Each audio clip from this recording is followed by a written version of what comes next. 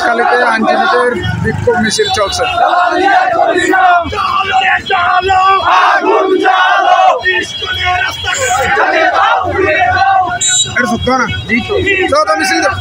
চট্টগ্রামের কোতোয়ালিতে ইসকন নামধারী সন্ত্রাসীদের হাতে নিহত মেট্রোপলিটন ম্যাজিস্ট্রেট কোর্টের সহকারী public prosecutor advocate Saiful Islam আলিফ হত্যার প্রতিবাদে বাঁশখালী আইনজীবী সমিতির উদ্যোগে এক বিক্ষোভ মিছিল ও সমাবেশ অনুষ্ঠিত হয়েছে। মঙ্গলবার ২৬ নভেম্বর সন্ধ্যায় বাঁশখালী আইনজীবী ভবন ও উপজেলা সদরে এই বিক্ষোভ মিছিল থেকে অবিলম্বে আইনজীবী হত্যাকারী সন্ত্রাসীদের গ্রেপ্তারের দাবি জানানো হয়।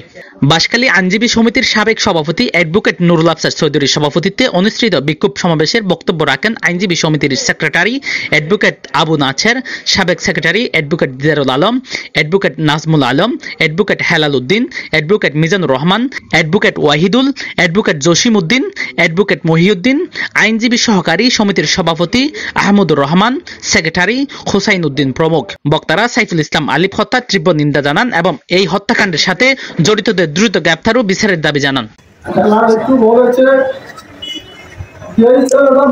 আমার চট্টগ্রাম ফুড বিল্ডিং একটা চেম্বার আছে, শাপলা ভবন ৩৩৭, যেই চেম্বারে আমার বড় ছেলে অ্যাডভোকেট মুস্তফা সোহেল বসে, তার চেম্বারের সহযোগী এই সাইফুল ইসলাম আলী, তার সাথে আজকে ৪ থেকে ৫ বছর যাবৎ এই সাইফুল ইসলাম আলী আমার ছেলের সাথে ওই চেম্বারে জুনিয়র হিসেবে কাজ করতো। আমার ছেলের জুনিয়র হিসেবে, যদিও সে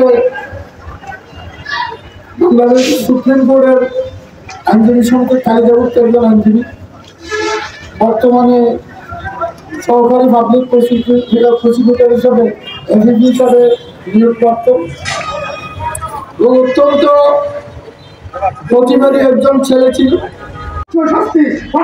আমরা দাবি করি। চট্টগ্রাম শহরে আইনজীবী হত্যার প্রতিবাদে বাঁশখালীতে আইনজীবীদের বিক্ষোভ মিছিল চলছে।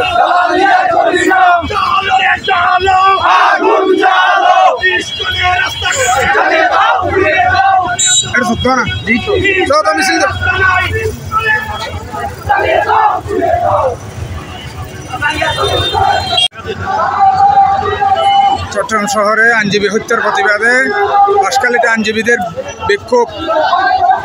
চট্টগ্রাম শহরে আইনজীবী হত্যার প্রতিবাদে বাঁশখালীতে আইনজীবীদের বিক্ষোভ মিছিল।